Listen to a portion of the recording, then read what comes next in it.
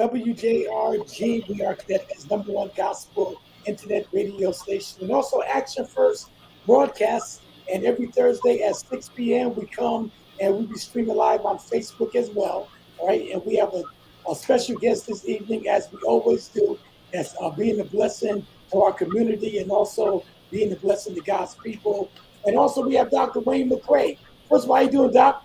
All right, how's it going, Dr. Jerry? I All am is blessed. well, all is well. Good to see you. All right. And also, we have as our special guest all the way from the city of brotherly love. He's the pastor, and we have Pastor Spencer T. Clayton. All right. He also has his PhD. How you doing, my brother? God bless you. I'm doing well. How are you? And thanks for this invitation.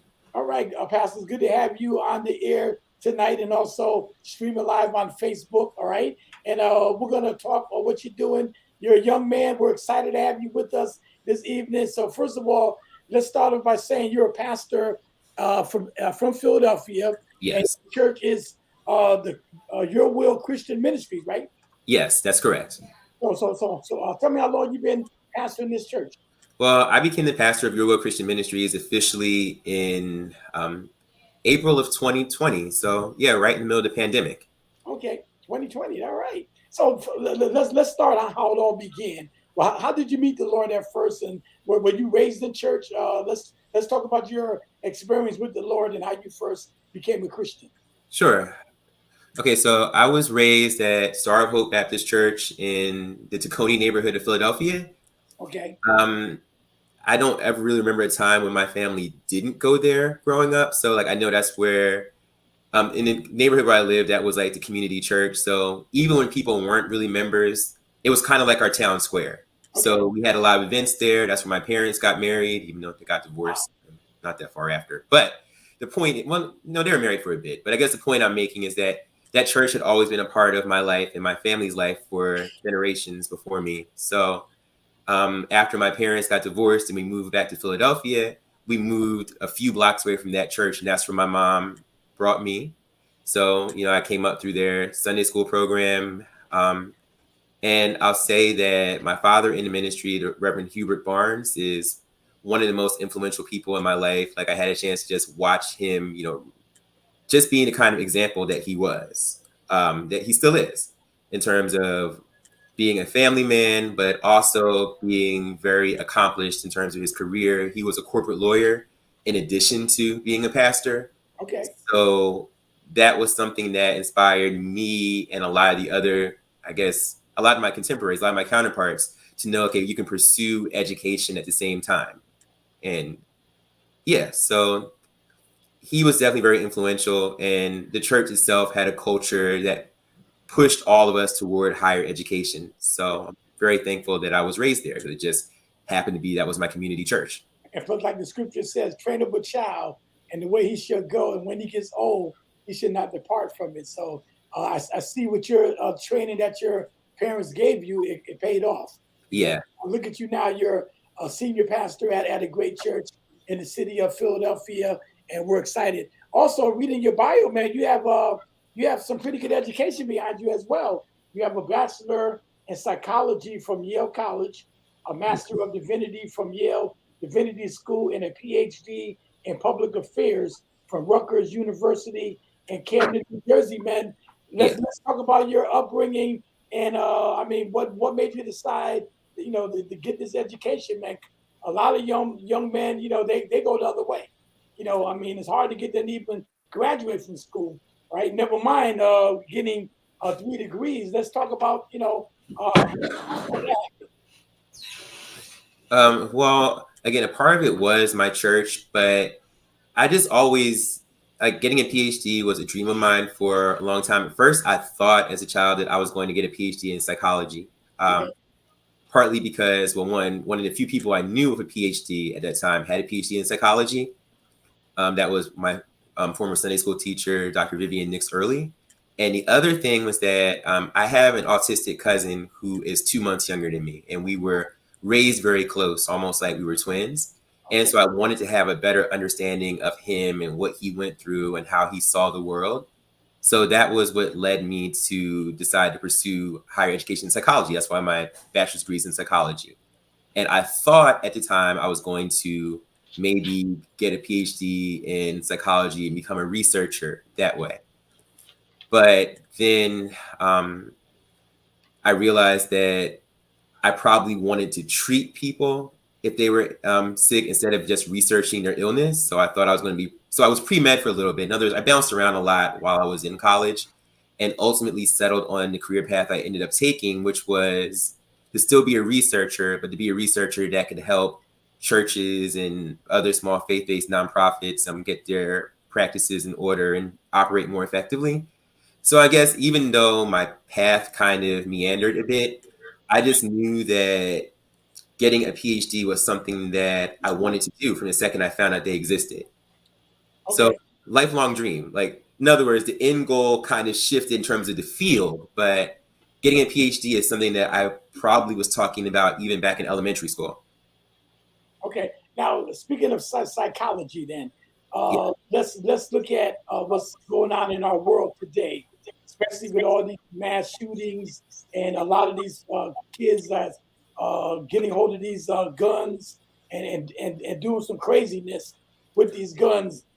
Being a psychologist, what mind frame would you say is a lot of these people are going through, and what causes some of that? Would you say, from your perspective? Well, I'll clarify that even though I have an undergraduate degree in psychology, most of my academic training is in the field of public affairs, which for my program was really community development. So it's more a combination of political science, sociology, public administration, things like that. So I'm more of a policy person than a psychology person, Okay. but I can still say that some of what is happening has to do with the lack of opportunities in our inner cities. Because you figure our inner cities have been suffering from disinvestment for generations. Right, right, Like, so you don't give the cities the resources they need. The school districts are underfunded, especially in Philadelphia. We've had an issue where the rec centers don't have enough money to stay open all the time. The libraries don't have enough money to stay open all the time. So it's like, well, what are people going to do? And that's one of the issues that's been happening, especially because of the pandemic, that with so many things that would usually divert like at-risk youth being closed down, the streets didn't close. The drug dealers are still there. So I'd say that a lot of it is lack of resources combined with the fact that a lot of people were really just like indoors almost for the past 2 years yep. because of the pandemic. And then you add in like something from economics in terms of there being the K-shaped recovery, meaning that some fields bounced back while some fields did not bounce back after the pandemic. I mean, we're still in the midst of it, but in general, in this effort for us to come back to normal, some jobs went back to normal, some people's incomes went back to normal, and some didn't. And that division was more or less along like what we would call the high skills jobs versus the low skills jobs, which of course are things that our people from the inner city are more likely to get. Because let's say, for instance, like the kind of job that I have, I work full time as an economist. That's the kind of job that can be done from home. Okay. But when you think about the people who, let's say you work at the supermarket, or let's say you work for Amazon, or you're a delivery driver, you can't do those kind of jobs from home. So especially at the peak of the lockdown that we had, Right, those people were just out of work with no option. right. And if you got no option, bills are still due, Oh yeah. so just saying that those are some of the factors that added into like what is going on with the increase in crime. If you have lack of opportunity, crime increases. People are going to do what they need to do to take care of themselves. Right. No, you're right, because when I was working before I retired, I had to go to work. So I mean, and a lot of the people that was in salary or in management, they was working from home. So it happened Yeah. that way, man. Now, what was your? Let me just go back a little bit. What was your biggest challenge in your education? What kept you on course? That kept you focused. To accomplish the things you want to accomplish with your education. Well, I think a lot of it was the knowledge that the community that I was raised, they were, I guess, looking up to me in a way. Like, Okay. I was the first person from that community to be accepted to Yale. And to this day, like for a lot of people, I'm the only person they know that went to an Ivy League school in general. So I think like realizing that people were looking up to me, people would check in on me when I come home for breaks. They, how are you doing? We're so proud of you. And That's a good thing. so I wanted to represent them well. Like I knew that the opportunity that I had was something that was denied for people from my community for generations. Right. And so I didn't want to squander it. In fact, I probably put a little too much pressure on myself for that, but Paid off. that was it. Like I understood, like even in my own family, the stories about like, my grandfather who was from Louisiana, who moved to Philadelphia to work in factories. I don't even think he finished middle school.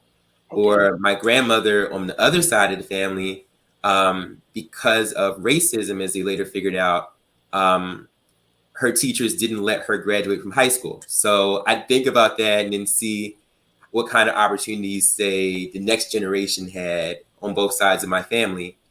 And I just felt like I had to continue to, I guess you think of it as like a relay race, and they pass the baton to me, and I need to make sure I do the best I can on the leg that I have it. Praise God, man. All right, this is Action First Broadcast, W.J.R.G Radio, and also we have Dr. Wayne McCray. He's the president, he's the CEO of Action First Broadcast, and our special guest tonight, we have Pastor Spencer T. Clayton. He's in Philadelphia. We're streaming live on Facebook, StreamYard, and I want to thank him for being our special guest this evening. I'm Dr. Jerry Green. Now, let me just flip it a little bit. Getting back to you being a pastor, what is some of the biggest challenges that's facing some of the pastors today, and also yourself, in the body of Christ? Well, the most immediate challenge is, at first it was how our church is going to stay afloat during the lockdown. Right. Now, for me, because the church where I was, I had been the assistant pastor, executive pastor for a lot of years. So I was the one that had set up all the technology. So we already had the streaming capabilities ready. But a lot of churches didn't see the need to invest in their web presence, in their social media presence before the pandemic. Right. And now that's become one of the primary ways, one of the main ways that we still are able to engage. So that's one big challenge, adjusting to using the technology that we have to use right now. Okay. And I think another challenge is that in terms of my generation, I'm at the old end of millennial, but our generation isn't as, I guess, we're not as culturally like involved in church as maybe previous generations were. Like for previous generations, it just was said like everybody went to church. That's just what you did. That's just part of how we did it. It wasn't a matter of if you had that relationship with God. That was a big part of your existence, especially as a Black person in the city. Right. But then you get to my generation and, not so much. Like people don't feel the need to go to church just because. Like if we go, we want to know what we're getting out of it. We want to make sure that it is relevant to our lives. Right. And I think that's a struggle that a lot of ministers are dealing with, that people don't just go to church to go anymore. Like people want to be engaged, and people want their churches to talk about things that are happening around them, whether it be like issues with discrimination that are happening, whether it be issues with gun violence, whether it be issues that are just happening in our government in general. Right. People want their pastors to be able to talk about those things. And I think a lot of churches don't do the best job of, talking about the social movements that are happening right now and talking about what the gospel says about those things. I mean, something that I say in some form almost every week at church is, people act like social justice is in addition to the gospel. But if you look at Luke 4:18, Jesus says that he came to set captives free. He came to give sight to the blind. Like all these things that we say are social justice that people act like are in addition are literally things that Jesus says why he came. And so I think one of the struggles that we have at this church is to tell people like, look, we're supposed to be the ones that are out there calling out problems that we see in our society. We're supposed to be the ones that are out there trying to make a difference. And I think a lot of church folk have just gotten comfortable. It's become more of a social club. And for people in my generation and younger, we don't want that. We want to see an authentic relationship with God. We want to know, how is this making your life better? We don't want people to just like tell us one thing on Sunday and live a different life later. And I think that's one of the struggles. We value authenticity maybe more so than other generations did. Okay, it makes sense. That You know, that's true. plus, the way the church, because I've been in church now. I'll put it like this here. I got saved when I was 29 years old, so I seen a lot of the changes that took. I wasn't raised in church, number one, but I seen a lot of the changes over the last going on 40 years in the churches that's taken place. For example, when years ago, even with the choirs, the choirs, everybody in the choir, they had a role, a choir Yeah, role, right? And it was more tradition, but at least you know who's in the choir, right? right. And even the way people dress back then compared to now it's more like come as you are, which is Yes. fine. I mean, I don't knock that, but at least when you went to church back in our day, if someone didn't have a nice suit or whatever, they didn't want to go to church because it was just like going to school. You can't go to school dressed anyway. That that's It's a true. certain attire you got to wear. Even going to a nightclub, you got to wear a certain attire. You can't just wear anything. And nowadays, the church is getting more, I say, relaxed and more, do what you want to do. And that's throwing a lot of people out of church too, because a lot of people, they really can't deal with that. They want some kind of structure that the church is not bringing. Dr. Wayne, you understand what I'm saying? In a lot of ways. Yeah, I just want to add Yeah, something, but because I'm not saying you agree with me, but what I'm saying, but that's how it was back, let's say 30 years ago, and times are definitely changing. right, but one of the things, Jerry, is because if we look at the times we're in economically, there's a lot that is going on, and one of the things, the it says that the government will be on our shoulders. Right, So we're seeing that we're so dependent.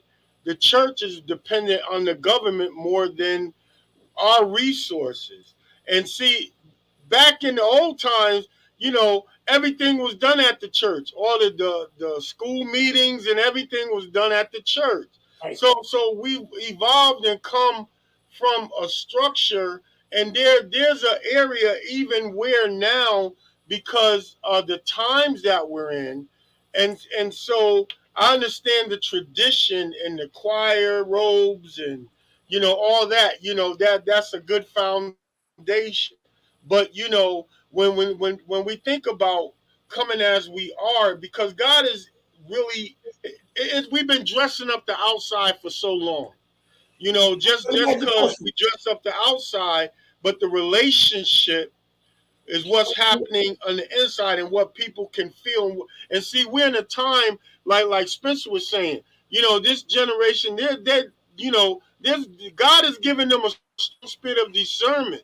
That's why a lot of them, they don't want to just come in any kind of way, but then they see a lot of things that happen where that is supposed to be a difference. But Dr. Wayne, let me ask you a question. Is it working though? Even if we say come as you are they coming as they are? Is the people, because even back like the pastor said when he was coming up, his parents took him to church. All right, he had to go to church, and look what church did. All right, now it's more now where with technologies that took over, and even when people come as they are they coming? That's the question. Even though they can come as they are they coming to the church? That's the question. Yeah. People Well, back, well, see, back in see, when and that's the thing. Well, we know biblically, right? Biblically, the word is going to manifest itself because it said there's going to be a great falling away. right, So the remnant that is being part of the body of believers now are those that are sincere and true to the true identity. Because in a minute we see that all this stuff going on with this one world order and stuff and taking the mark of the beast. We're right, gonna lose a lot of people right there. true. You know, when it comes to uh, uh, real Christianity and our real belief, and what the word is saying, because we are coming into the end time. This is the end time message. So it's not so in a time now that our focus should be, and our focus should be on the sincereness of what's in the heart of the believer, because they're going to have to stand before God and give an answer to God. That's why, even why we should be encouraging people that, like Jesus did. He said, greater work shall we do than him. So who are we that we should limit someone from growing? Or see, that's where pushing people forward. And one of the things that I see, that it's a control issue. And a lot of that is, that's not God. And the thing is, where that we have to be able to set the captives free from bondage, because the world system is already entangling us and keeping us, entangled and ensnared. But God wants us to be free. And so we have to free the people in that they can have their relationship with God. That's what it's about. It's not about numbers. It's not about numbers. It's about leading those to Christ, and that they can develop their personal relationship with God. That's where he gets the glory and not man. Well, I was going to say that a lot of churches, even though they say they maybe come as you are on paper, you come in, you figure out pretty quickly they're not really come as you are. It's like it's more like, sit in this corner. We don't actually want the totality of who you are. Maybe we want you to be able to check a box to say you were here, but we don't want to know what's going on in your life. We don't want to help you if you actually have any problems. So then you end up having like a generation of people come in and go right back out with church hurt that a lot of churches don't even want to acknowledge exists. Like, I know church hurt exists. I mean, I had some, and I'll still hear stories from, like, one of my uncles, he died a while back, but he talked about something just simple as the reason he didn't want to come back to church as he got older was that my grandmother died when my mom and her siblings were very young. And my grandfather, was a single father, so they had to move around a lot, because in those days, single dads didn't exist. And because they had to move around a lot, they didn't have a lot. They were poor.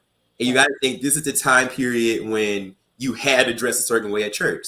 So they'd go in and, like, full-grown adults would be laughing at and making fun of these little kids who couldn't afford, to dress the way they were supposed to dress. Or had trouble reading and preparing for, like, Easter presentations, things like that. That kind of hurt still stayed with my uncle, like, well into his 60s when he died. And so I guess what I'm saying is, even for this generation, the fact is, when we say come as you are, you actually have to mean it. And a lot of churches don't really mean it. Like, come with the wrong outfit, you get talked about. But like, I heard stories of, like, let's say you invite a woman, she has maybe a low cut outfit, short skirt, gets pushed out, turns out that's all she had. So now what do you do? So you got to be careful. Right. Got to be sensitive to the spirit. That's what is being sensitive to the spirit. Oh yeah, you got to be like that. You're going to have some cruel people. Some people just going to be cruel anyway. I mean, they think they're holier than thou and all that. You're going to have them kind of people, man. Right, it's true. But that's why, I mean, we just got to go to your point, Dr. Wayne. We got to go to praise God, man. We got to go to praise God. All right, now both of you guys sung in the Yale choir, man. Let's talk about that. Your experience in New Haven and singing in the choir, man, back in the day, man. All right, so that's how you guys met. That is how we met. I was an undergrad, and I think I'll say my experience with the Yale Gospel Choir was a bit of a mixed bag. Because I thought that coming into the Gospel Choir, that would be the easiest place for me to find the place where I belonged when I went to Yale. Just because I was always, oh wow, yeah, I just recognized that picture. I was looking like I haven't seen. Yeah. Okay. It's just funny, I haven't seen some of those people in years. But I always felt like the Gospel Choir would be where I would find my place when I went to Yale. Because, when you go to college away from home, it was my first time really away from home on my own. And when you're looking for a community, you try to look for things that are familiar. But the feel of Yale Gospel Choir was very different than what I was accustomed to.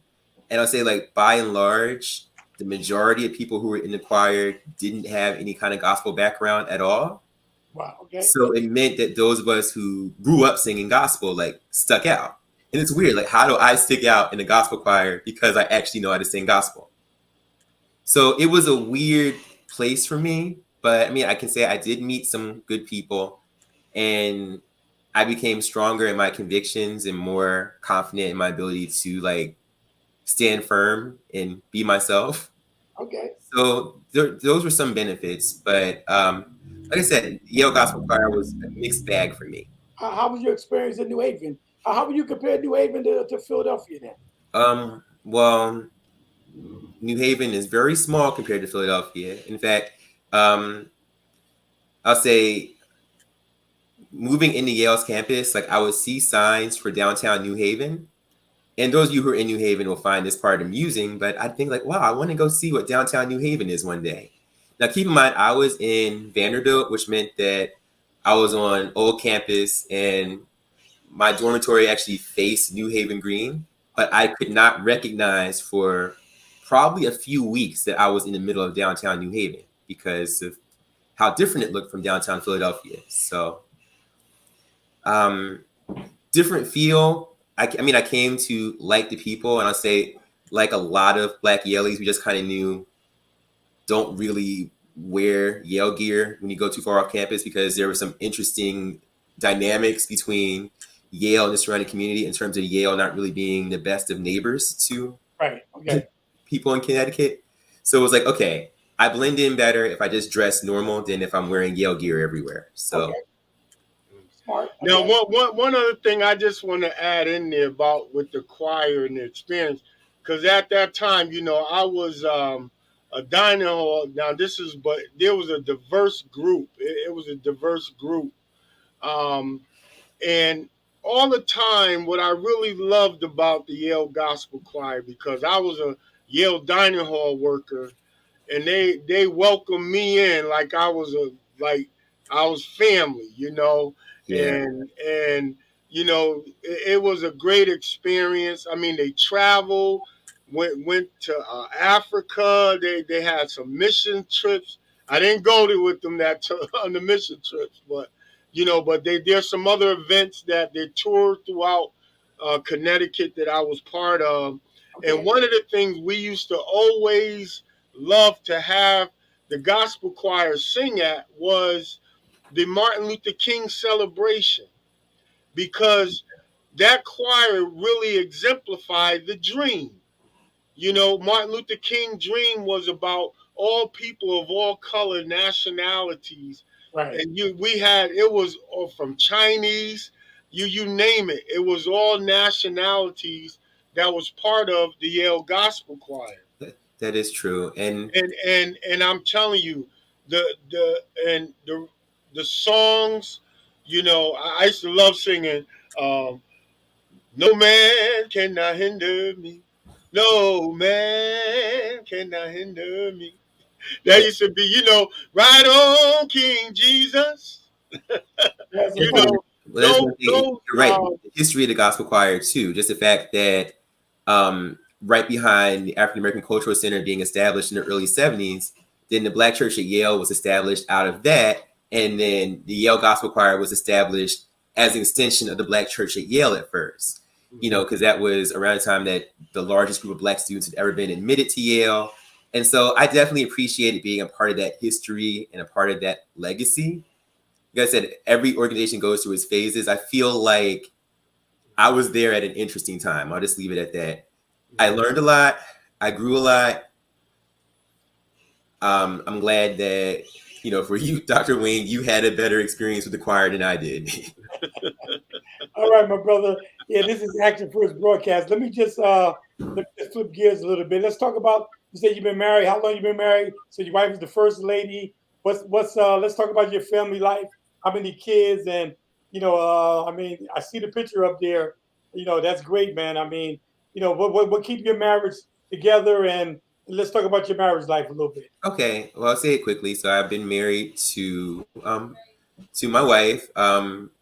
I'm the former Tia Burrows. We got married almost 4 years ago now.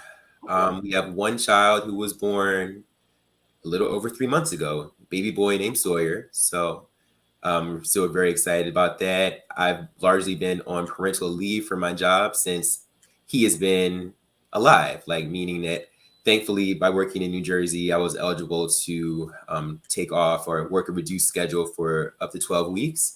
And Okay. I feel like that's something that everybody should be able to do. I'm just thankful I work in a progressive state that provides that opportunity. So, but it's been great. I mean, we've had a lot of nights with low sleep because, it's very difficult to get babies to sleep. But, you know, now I just can't imagine life without him. And we're really thankful because of the way we did things that, when we got married, we bought a house in the area. We wouldn't mind raising a child. We made sure the house was large enough to accommodate a child or a few. And so we did a lot of planning. But in terms of what makes our marriage strong, um, I think it was just making sure that we had clear values in common. Okay. We knew each other for a lot of years. We actually went to high school together, but we reconnected 15 years after our high school graduation. All So when we go to our high school reunions, which we're going to one in a few weeks, but when we go, like people get confused, say, I didn't even know you two really knew each other. Did you talk? It's like we talked enough to be connected on social media, because we were that generation when Facebook first started, you friended everybody you ever met. So we were connected in that way, which paid off because that's how we ran into each other.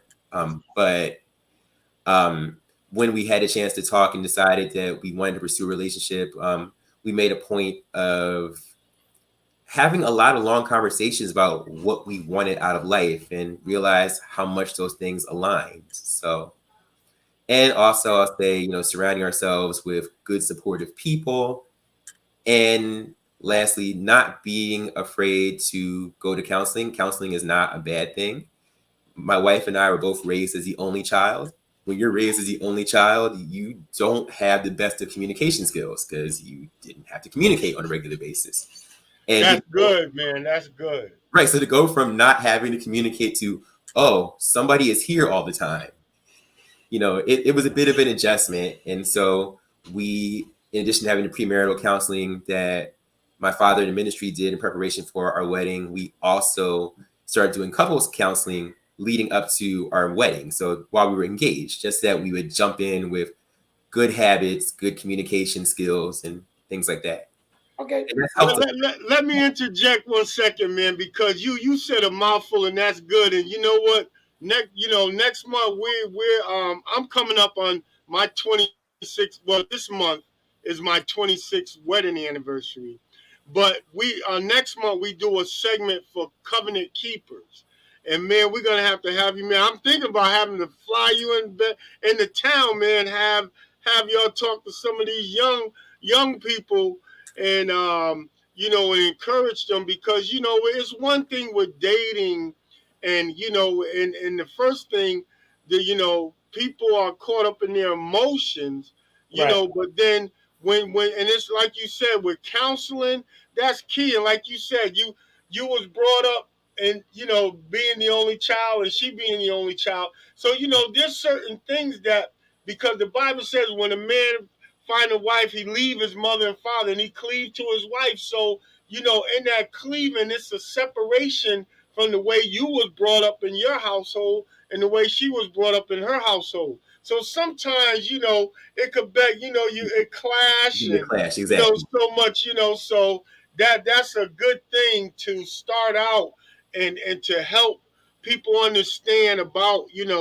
that there's no breakdown in communication, because a lot of Right. times people argue and start arguments, over things that could be resolved if they would have just talked things through in the beginning and It's true. came to a reasoning. Because that's all it is. It's about reasoning. It's how can two become one, Right. and that's what it represents. I'll say 5 love languages very helpful because you end up learning, okay, um, we don't agree even on that. So like the way that I would naturally show and receive love is not the way that she would naturally show and receive love. And so we had to understand each other's languages to make sure that we were really communicating what each other needed. She's more of an acts of service person and I like quality time. So for her to be like, well, you're not keeping up with chores around the house. I'm like, we're not spending enough time together. and you see the clash. Like, well, we can spend time together after you finish these chores. Like, but I'll finish the chores after we spend time together. And not realizing what was happening. It's like, okay, I get it.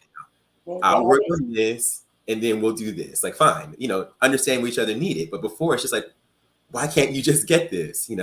Adding in the fact when you're the only child, you get annoyed, you can go off on your own space. Right. Now you're married, you're sharing everything. Your bedroom is her bedroom. Right. Their house is. I've been married, it'll be 36 years in July, so I know. All right. And we're going to have you and your wife lead off in a segment. Work, I tell people. You know what? One thing I want to share, because, man, every time I think about this, man, I love him so much. My Apostle Brunson, man, him and Pastor Diane, man, they always, exemplify a good front unit, for the family. And we admire that. And also, on my father's side, Bishop Elijah Davis. And one of the things from one of the interviews that I did with them, they was married 50, 58 years. 58 years. Now listen to this. He said one of the things, and I've used this a couple times myself. He said when they sat down to have a discussion about something, he would get the pitcher, a glass, and a bowl. And so anytime when they was going back and forth with something where that they wasn't coming to a resolution, to get the other one's attention, you would take the pitcher and pour water into the glass. So what happened, before you left the table, it had to be resolved where everything was put back into the pitcher. So the example was, it would show that as he was trying to get his point across, and if she wasn't responding the way he wanted her to respond to the answer, he would pour a little water, or she will pour a little water. And so what happened, it began to where they started out with the glass, but then it was getting full. So then they had to put the bowl underneath the glass, and they were still pouring. So the overflow was still going into the bowl. But eventually they came to a conclusion on the matter, and they poured what was ever in the glass and what was ever in the bowl back into the pitcher. So, it's a good thing with a visual to see when you're communicating, and where that, okay, we know we got to get to a point of resolution. So I borrowed that a few times, and I thank God for that. I just take two people to argue. Yeah. All right. If you can argue by yourself if you want to, because the me it takes two. All right. Now, if I don't engage in the argument, then it's going to cease eventually. All right. Until we can come to a conclusion where we can talk it out. All right. If we can't talk it out, then there's no conversation. I mean, I'm just saying, right. Is different. Everybody think it's different though. But yeah, that's great, man. You say, but that was a good example that I like that. At least while you're talking, you have something that you have your eye on, that that you got to get to some point of resolving. Right. That's why I thought it was very effective. Right. So I have a prior commitment that I have to get to. Okay. But thank you all for having me. This was a great conversation, and yeah, I'm just glad that you included me. I'm glad, Dr. Wayne, that you remembered me after all these years, and I'm proud to see all the things that you're doing. And yeah, thank you both for being so welcoming today. All right. God bless. Well, thank you so much. So, but only thing I want to say at this time, Jerry, just any closing. No, he got to go. Okay. So listen, man, I just want to thank you for taking action first with us, and that's how we end the broadcast. And only thing at this time, we say thank you for taking action first. So can you say that with me? We say action first. All right. First. All right, my brother. God bless you. All right. Thank Keep doing you. what you're doing in Philly, right? All right. All right. Man, God bless. God bless. All right. God bless. All right.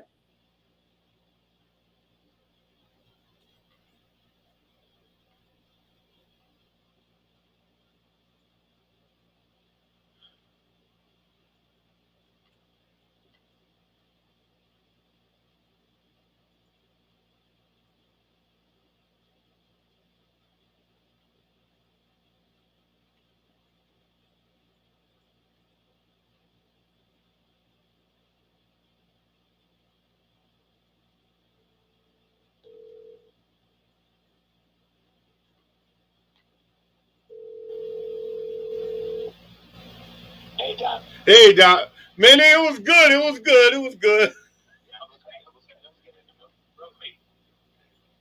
Yes, yes, yes. Man, yo, listen, man, very smart, very smart, very smart. Yeah, there's. Yeah, she coming to the studio though. Jeanette, the Alder. She's the one of the Alders. Yeah, she gonna be at the studio, and then the 30th it may be. I think they're supposed to be at the studio on the 30th too. I just gotta wait for that confirmation. That sounds good because if I would ask somebody, I'll let you know because some people's calling me. Yeah. Oh, you know who I wanted to. I seen you had what's her name? Apostle Felicia. I've been trying to want to reach. I see you. See. You know, well, we want to bring her on. She's powerful, man. Want to bring her on. Okay, we can do that. Yeah, yeah. Because she'll be right in my newsletter monthly, so we can do that. Okay. I gotta run, bro. I'll put back in. Yeah. All right, and I'll see you tomorrow. What time? What time tomorrow? It's gonna start at 7. Be there before 7. Oh yeah. I'm be there about 6:30. About 6:30. I need to set up. All right, bro. Yeah. All right. Yeah.